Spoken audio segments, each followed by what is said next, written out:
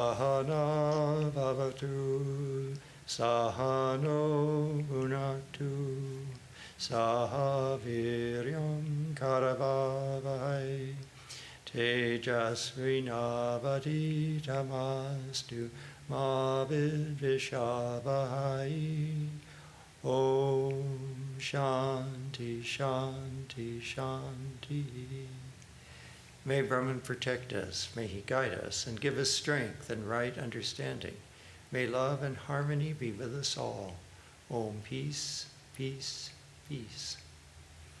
And good evening. Good to have you all with us.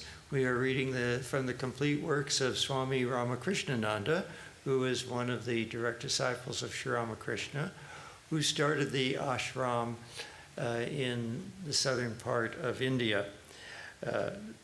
Before that, he was the key member of the monastery that never left the monastery and continued the worship of the relics of Sri Ramakrishna until the formal mat was established. So we are in the middle of a very long paragraph. And so why don't we just start back a couple sentences. How about this present life is, of course. How's that? It's interesting, the readings here relate a lot to the talk we heard from Swami Ishtananda last night. Swami Ishtananda was the assistant minister here for many years and then was assigned to St. Petersburg, Florida. And he's visiting now, and he gave a nice talk on finding inner peace and how the external world distracts us from that. And Swami Medhananda is giving a talk this Sunday on something about the temporary, what is it, the fleeting... Vedanta yeah, something about fleeting pleasures or something. Instant gratification.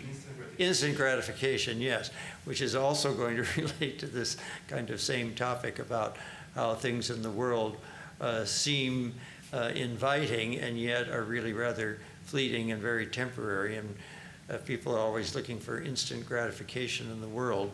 And then, of course, that ends up being rather wanting in the long run. All right, so let's continue with this present life. This present life is, of course, a slave to passions and carnal appetites. And in order to satisfy those passions, I must serve a being who has the power of supplying me with those wants, my necessaries of life. After all, what is the final goal? Man wants to be a master. Till that perfect mastery can be gained, he tries to find out whether there can be any pleasure within himself. Who am I? Has pleasure any independent existence apart from me? Is the sweet dish really pleasurable? Suppose a blind man is standing there and a certain beautiful picture is shown him. Can it give him any sort of pleasure? Can a deaf man hear good, charming music? This shows to him that pleasure is an independent entity apart from myself. Suppose a man is full of anxieties and disturbances. Even when anything sweet is put before him, he can't appreciate it on account of the mental disturbance. Then he begins to doubt whether pleasure is really outside the man.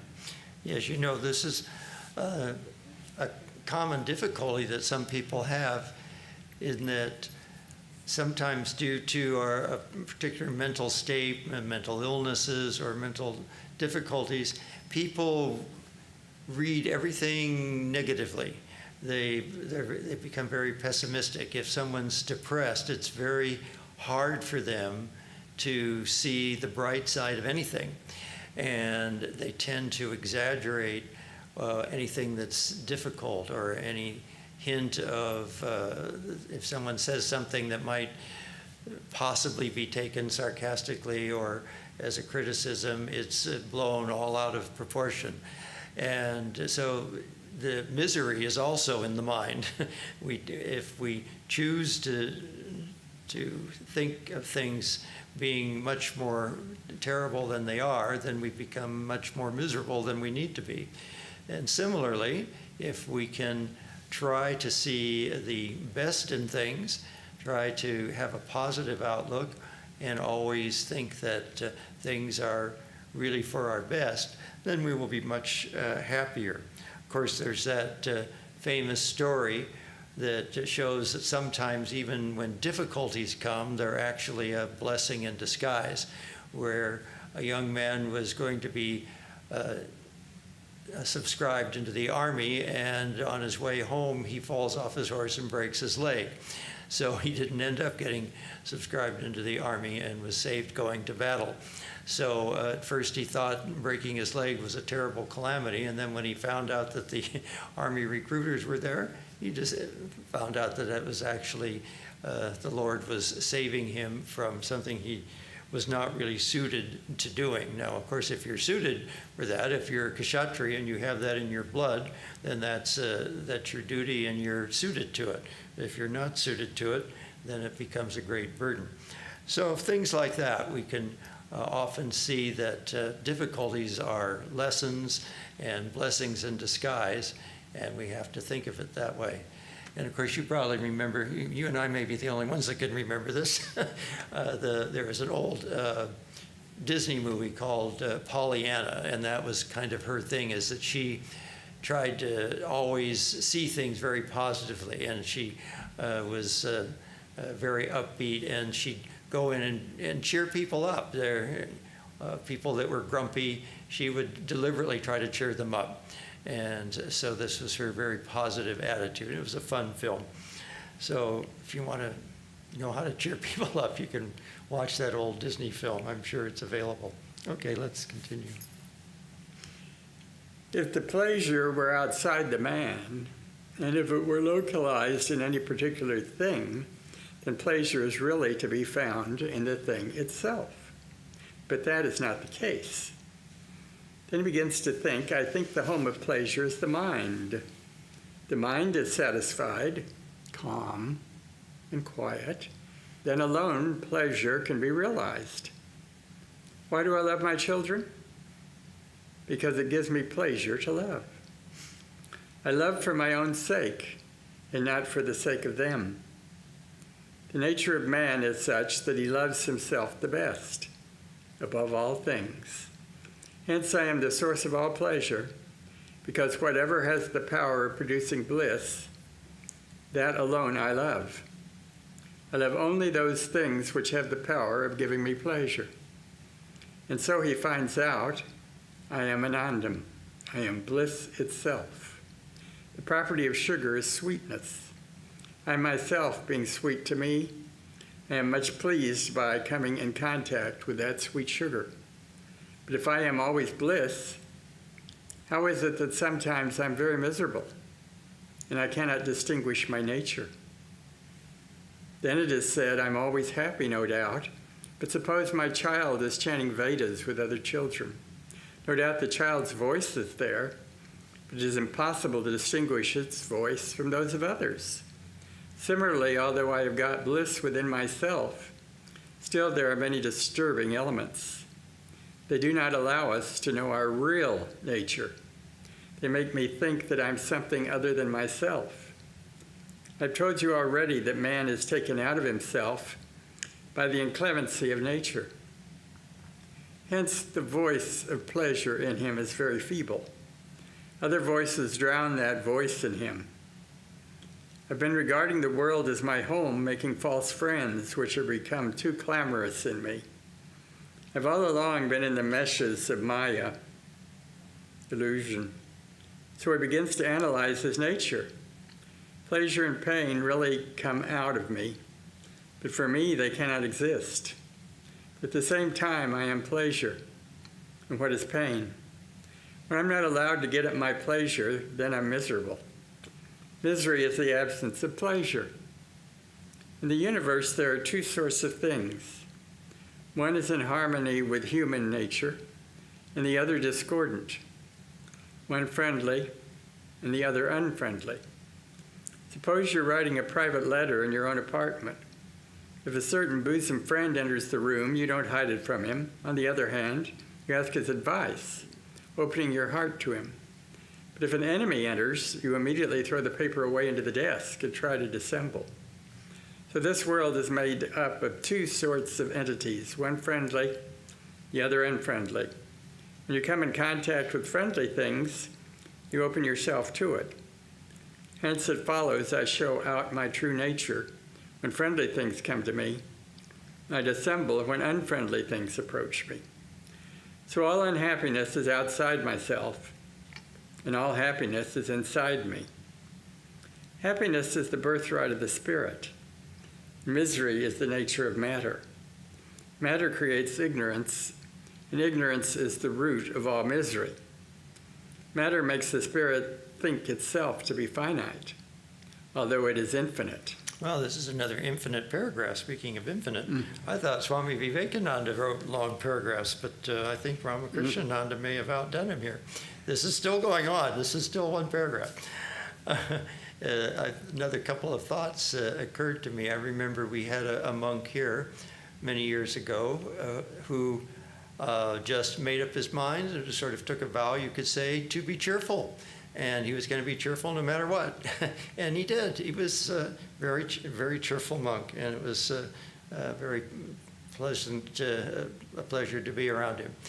And I remember a couple of times in my life where I would run across, come into a situation and people tell me, oh, you know, this person's always so difficult to get along with, you know.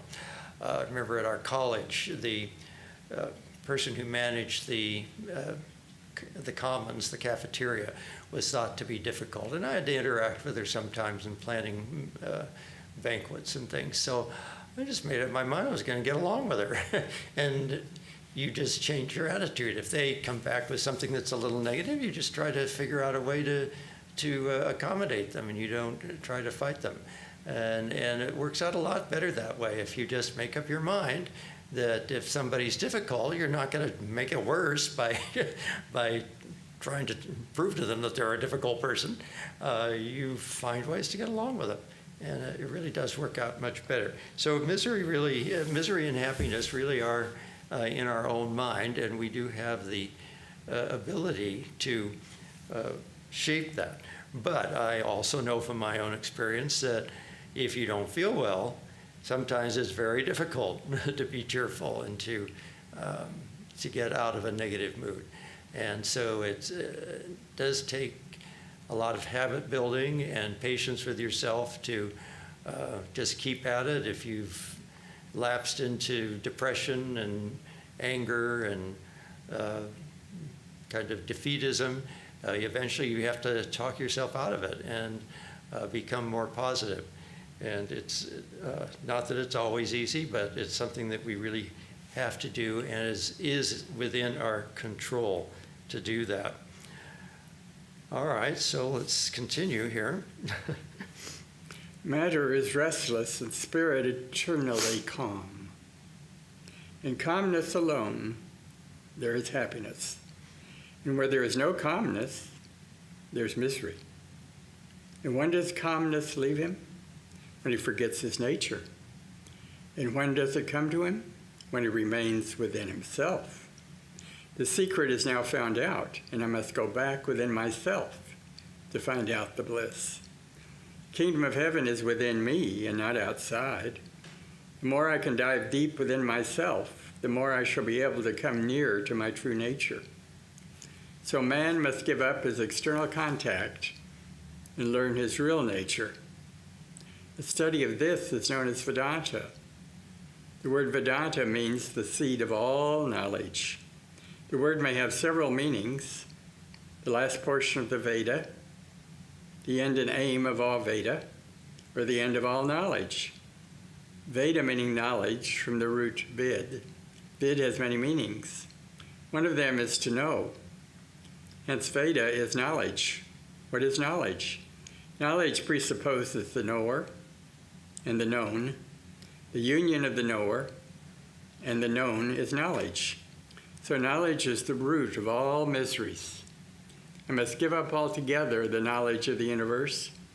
The moment I separate myself from the universe, I can realize my happiness. He finds out then that which is beyond hearing, touch, taste, smell, and sound, beyond egoism and mind, is reached.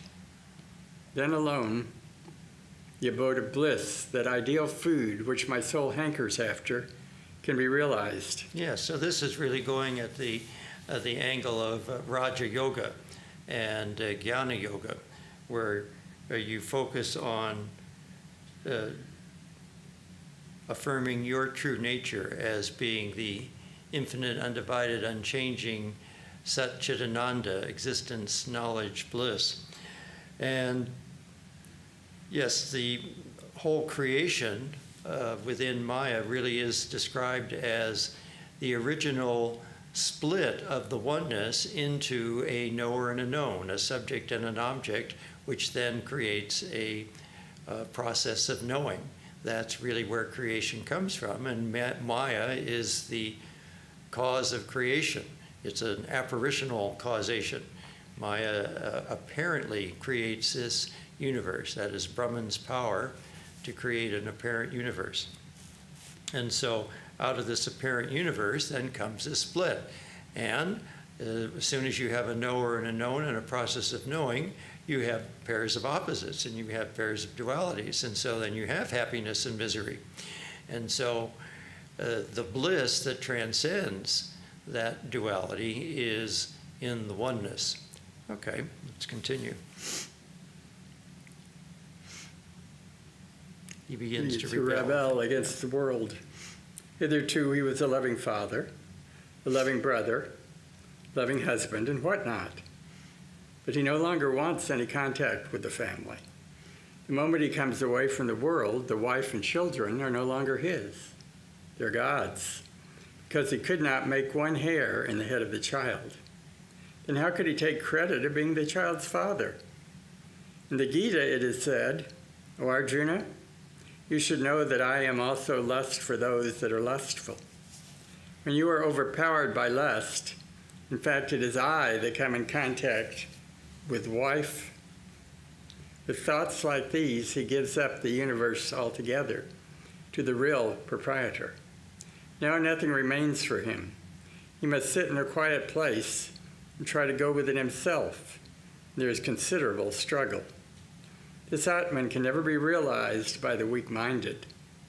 2 or 3 months' trial won't do. If he has intense desire to realize it, he can get it sooner. He should not give it up in the middle. When he's able to go within himself, he will be able gradually to eliminate those limiting tendencies which do not allow him to know his real nature. He will have to give up this Jnanamaya Yoksho Anamanda. Mind is only material and not spiritual. The Upanishads, there's a nice proof. Well, yeah, now of course, he's speaking from a very abstract and uncompromising position, and we don't recommend people desert their families in the middle of having a family. If you're not going to have a family, then that's one thing. That's start at the beginning, and don't get into a family life that you don't want to be in, and make sure you really want to take on a family life if you're going to get into a family life. Once you're in it, then you have to take some other spiritual disciplines to get through this life, and then you look at your spouse and your children as the gifts from God for you to help take care of, and to nurture that love, and to see God in the spouse and the children, and that your caring for them is a way of caring for God. You're serving God by serving others. And your work life then becomes also part of your spiritual practice. And so all of these things become part of your spiritual practice if you've decided to take up family life. So anyway, let's continue here. Vedanta was taught by his father that this mind is made up of food, that it is foodborne. Vedanta could not understand it. His father then asked him to take only half meal next day, diminishing the quantity thereafter day by day. Gradually, on the 15th day, Svetakatu became so weak that when asked by his father to repeat his lessons, he could hardly say, "Father, I'm so weak that I cannot repeat. I seem to have forgotten everything." "Then, my child," says the father, "take some milk. Refresh yourself and then see if you can remember." The boy did so and was able to repeat everything. Hence, food enables mind to retain things in its memory, and so it is food-borne, and therefore it is purely material. What is mind? Mind is that which feels and wills. The verbs to feel and to will are transitive, and they require objects. Matter is the object. Without this material, the universe of the mind cannot exist, and the universe is only a collection of objects. So analyzing mind, you find out that it is purely material, and the intellect is also material, and the anandam, being contact-born, that is also material. So until man, by constant practice, is able to separate himself completely from whatever is material, it is impossible for him to realize that ideal. By studying the Vedas, by reasoning properly, he may for some time go in search of that highest ideal within himself. But so long as he has the material bondage, he cannot realize it. Bhagavan Ramakrishna Paramahamsa used to give us a nice illustration of a mongoose. When a mongoose is not perfectly tamed, it's tied to a chain attached to a weight. When it is frightened, it cannot go out of the compound, but runs up to the wall, there feeling quite secure. But it won't be there for long on account of the weight drawing it downwards. Similarly, when a man gets frightened with the world, he wants to go home, but he cannot remain there for long on account of his tendencies. Hence, if the weight, the inclination, is got rid of, then he can live forever there. And Bhagavan says he has gone beyond all ideas of duty, and he who is perfectly satisfied within himself, he who finds perfection out of himself, that man alone has gone beyond karma. He's no longer defective. He finds that he's perfect. Food does not make him live. He does not require the sun to shine for him. He does not need the moon to illumine for him. He does not require their help. On the other hand, he gives them luminosity. Again, the lamp is burning as long as I see. If I close my eyes, where's the light? If the Atman I is here, then the lamp can burn, the same can shine. If I'm not there, nothing can shine. If I'm not there, nothing can exist for me. The phenomenal universe itself is a non-entity to me. With the self alone, anything can exist. Say the sun is shining, the luminosity is not an elementary thing itself. It is not self-existent. It is a compound. I must exist with it, and their union alone can result in the brilliancy. That is all. The moment a man separates himself from matter, he becomes formless. What is a form? Form or figure is something bounded by lines, occupying a space, and as such is finite. So when he becomes formless, he's infinite. And when he realizes his infinite nature, he is all in all, everything. He is rid of the finite body, and he becomes all-knowing because his nature is to know. Then he is perfectly happy. There's no hungering after any knowledge anymore. All his doubts have been cleared. He's perfectly satisfied. The goal of Vedanta is reached. The man has come back home. He has realized that bliss which knows no limit, which is beyond everything and in which all this universe is merged. If he then wants to come out of the body, he can do it. He perceives that he himself is all things. In him alone, all things, in him alone, all these are. His previous self and the present self are diametrically opposite. Atman Brahmasani refers only to the finite self, but he has reached the Parabrahman, which is infinite. Yes, so when you reach that state and you realize that the microcosm of you, of the little you, is one with the macrocosm of the whole universe, and you realize the whole universe is within yourself, and in some sense you represent the whole universe. And from the mind, you can visualize the entire universe within your mind. Everything that's in the universe can be visualized within the mind, whether you're actually perceiving it and smelling it and touching it and hearing it or not. You can perceive that in your own mental universe. And this idea of space and time and form, name and form, again, are the root elements of Maya. It's said that everything is made up of names and forms, and that's how we differentiate between this thing and that thing. We give it a name and we recognize a particular form.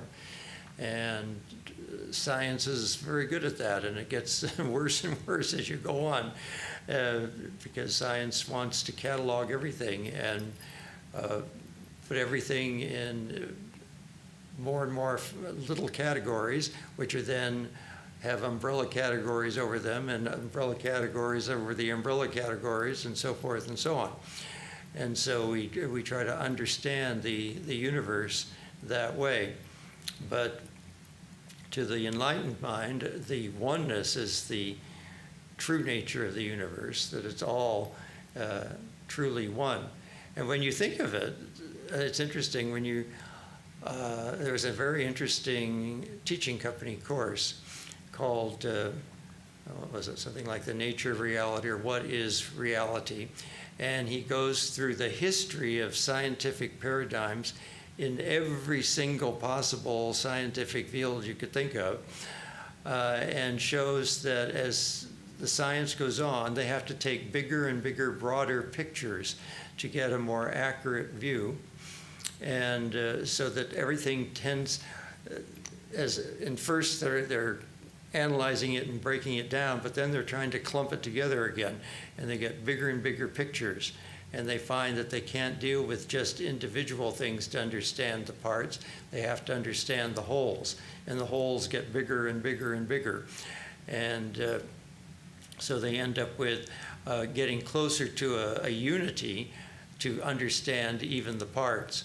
It was a very interesting program that kind of illustrates that the reality of the oneness behind the many comes out even in the search. When you divvy it up and divvy it up and divvy it up, pretty soon you find in all that divvying up, in order to understand it, you have to start putting it back together again, back together again, back together again, into bigger and bigger wholes. So that just illustrates the point, and gets, at least gives you an intellectual understanding that the names and forms really are just our kind of way of distinguishing things, but the reality is that there's a oneness behind them that ties them all together. And of course, you can look at things like DNA. All living things have the same kind of DNA. Obviously, the genes are different, but the nature of the DNA itself, the ribonucleic acids and the bases and so forth, those are identical. Of course, that's one of the tantalizing things about finding life on another planet or something. We want to see, is it made up of the same kind of DNA we are? Then we would be pretty sure that there is one source for all of it. And so things like that give us this clue. Also, another thing came to mind when he was describing this kind of spiritual awakening. If you read the experiences of people that have had either lucid dreams or mystical experiences or some kind of awakening, they will often describe it this way, that they reach a point of understanding where everything seems to kind of merge into an effulgent light, and that everything begins to make sense without words and without names and without forms. and that everything is full of light and full of love and full of compassion, and all of these kinds of terms are usually the ones that are used for when people are trying to describe these kinds of spiritual experiences, which can happen with near-death experiences, lucid dreaming, as well as mystical experiences. And so we understand from the similarity of language that there's a similarity of experience there. All right, let's go on and see how he's going to conclude here. When a man is deluded by egoism, he thinks that he alone is the worker. It is the ahamkara that was a barrier in his way, is now destroyed. Hence, to get rid of that pride, ahamkara, you must exert yourself hard. You must awake, arise, and search the feet of saints who have realized the truth, and thus alone realize the truth. Yes, that realization that you're not the doer. Sri Ramakrishna said that this veil of Maya is really made up of the ego, and this ego separates us from the rest of the universe, and we think that we're the doer. And he says that if at once you realize you are not the doer, you will be enlightened in this lifetime. So that's an important message, and that's really what he's illustrating here, is that the nature of the ego is the root of Maya. That's sort of, as far as our individual self goes, the veil of Maya is made up of our ego. So, well, we've got another 10 minutes or so we can begin the next chapter, Education that was inspired in Kurukshetra. In that vast, expansive field of holy Kurukshetra stand the warring battalions of both the Kurus and Pandavas, drawn up, ready for engagement. Now Arjuna, the mighty bowman, asked his divine charioteer to place his chariot in the midst of the fields. Coming thither, he beholds all the warriors of both the parties, his own kinsmen standing ready to kill or die. The sight strikes the weaker chord of his heart, and he becomes full with the note of morbid pity and fear. He thinks that killing so many people and his own kinsmen for the sake of a kingdom is a sin, and being frightened by that, he feels almost inclined not to fight. He forgets his own purpose. He thinks that the throne is the real purpose of the battle, but he thinks not that, as a Kshatriya, it is his imperative duty to fight for the cause of righteousness against the unrighteous. Yudhishthira is the lawful heir to the throne, but Duryodhana has usurped it. In his reign, all wicked men succeed against the good ones, because the king supports them. And it is the holy duty of every Kshatriya to prevent this state of affairs. The wicked Duryodhana is so inexorable that he refuses to cede to Yudhishthira even that much of land which be covered by the point of a needle. Yudhishthira is so good that he's ready to be satisfied even with fine villages for the 5 brothers. But Duryodhana would not give, and Krishna has failed to bring peace between them. Under these circumstances, Arjuna has been called to arms. As a Kshatriya, it is his duty to fight. But now he's overtaken by a sort of morbid pity which has originated from selfishness. He's thinking of my relations, my kingdom. He does not realize that he's raised the sword not for himself, but for all. So he's really moved by selfishness. He wants to be happy with all his friends and relations, and so thinks of his happiness only. But here he is to fight as a Kshatriya for Dharma, for a righteous cause. This he forgets. The man who dies for a righteous cause goes to heaven. To correct this terrible mistake of Arjuna, and showing his path of duty, his Dharma, comes out now the blessed Lord with all his divine lore. He thunders into the ears of Arjuna, "Shake off this cowardice, O mighty hero. doth it become thee? Thou shouldest have a better knowledge of the self than this. Look now to the Dharma and not to the false selfish enjoyment.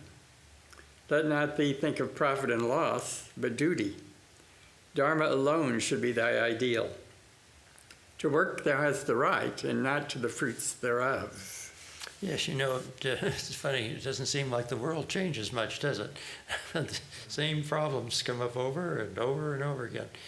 But I'm reminded of Eisenhower as being an extraordinary example of someone who took up a terrible duty and yet managed to do it with great dignity. And I was always amazed. Most presidents after their term look haggard and worn and kind of miserable, frankly. If you look at pictures like before and after they were president, they don't look very good after they've been president. It wears on them. And Eisenhower looked like this blissful, happy grandfather that, you could have grandkids sitting on his knee and just playing with him, as though he hadn't been through this enormously horrible war. So I've often wondered what his spiritual secret was and how he managed to do that and transcend all that. Okay.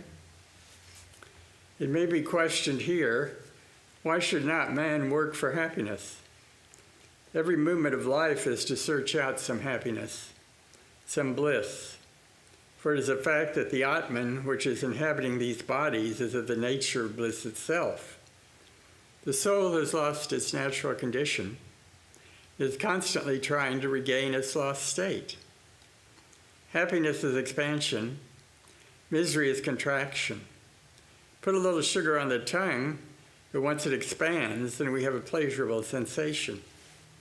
Put something bitter, it contracts, and we feel discomfort. Whatever there is expansion, there's the feeling of happiness. Whenever there is contraction, there's misery. Contraction means more limitation, more bondage, more want. So it brings misery, and its opposite is expansion, which causes happiness. Through Maya, this contraction comes.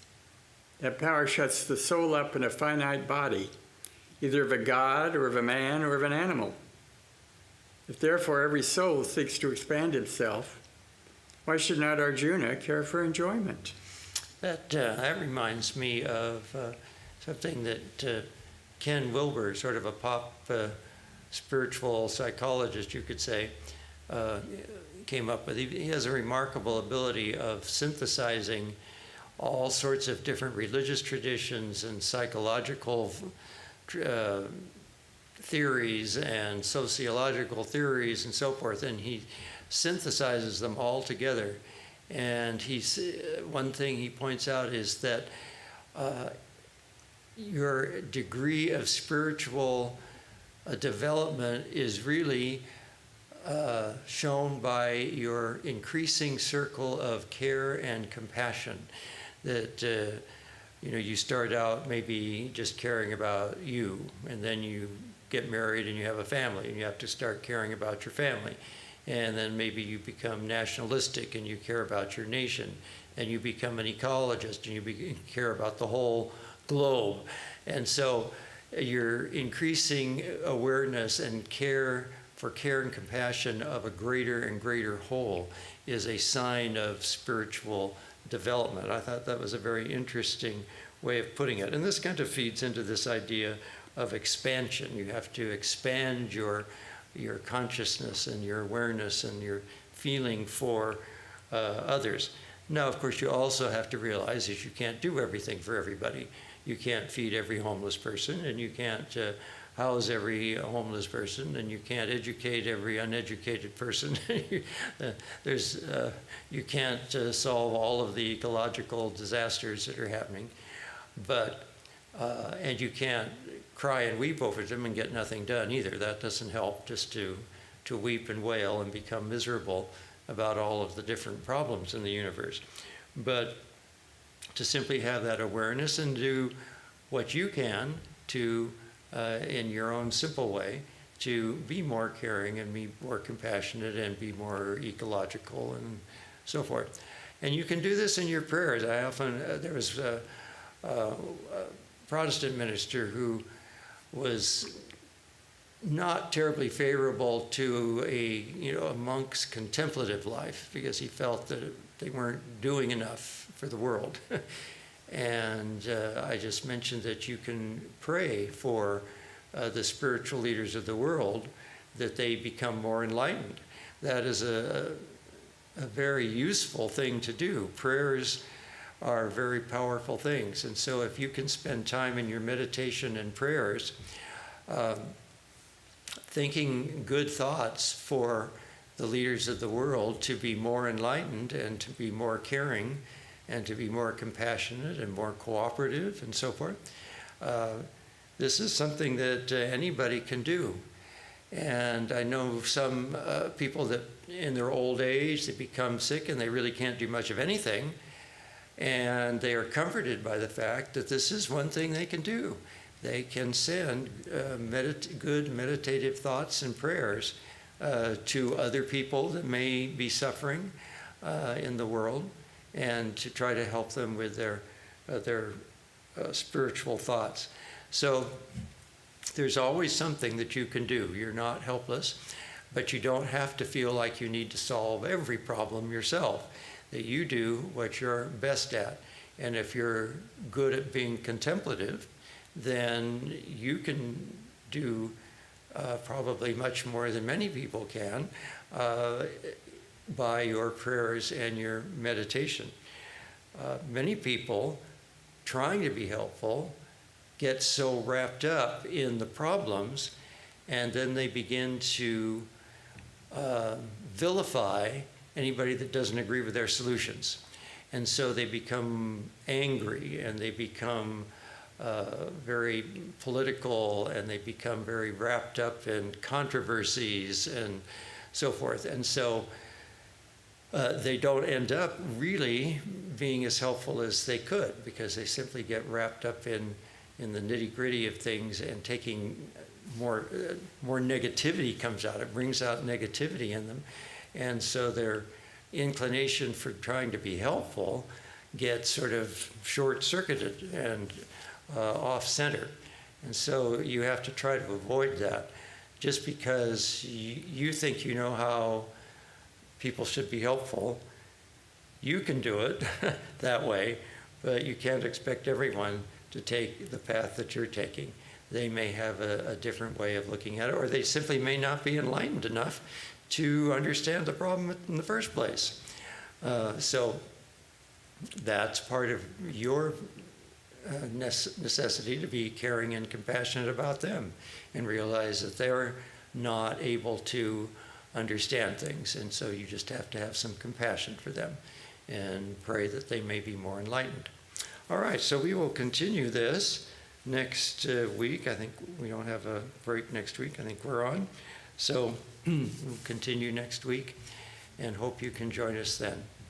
Oh, and we have a lecture this Sunday, and then the next Sunday will be the celebration of Holy Mother's Puja Day. So be sure to join us online. You know, there is a surge in COVID and flu infections, so we encourage as many people as possible to join us online, but you're also, of course, welcome to join us in person, but we do strongly suggest that people wear masks when they're in a crowded condition. All right.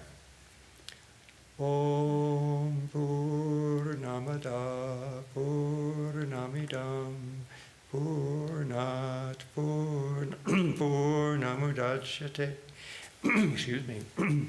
Purnasya Purnamadaya Purnameva Vashishyate. Om Shanti Shanti Shanti. Filled with Brahman are the things we see. Filled with Brahman are the things we see not. From out of Brahman floweth all that is. From Brahman all, yet is it still the same. Om, peace, peace, peace. All right, let's see, bookmark.